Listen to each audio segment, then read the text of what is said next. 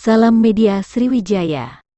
Artis Ayu Ting Ting dilaporkan ke Polda Bengkulu, Kamis tanggal 7 Juli tahun 2022, malam.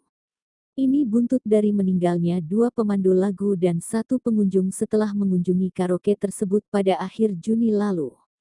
Belakangan diketahui, 3 orang itu meninggal dunia karena mengkonsumsi minuman keras oplosan.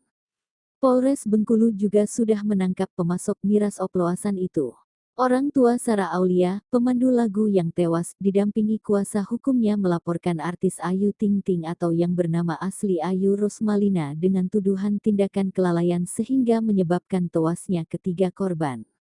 Diketahui Sarah Aulia mengalami gejala sesak nafas dan hilang penglihatan usai berkaraoke dan meminum minuman keras oplosan di karaoke Ayu Ting Ting Bengkulu.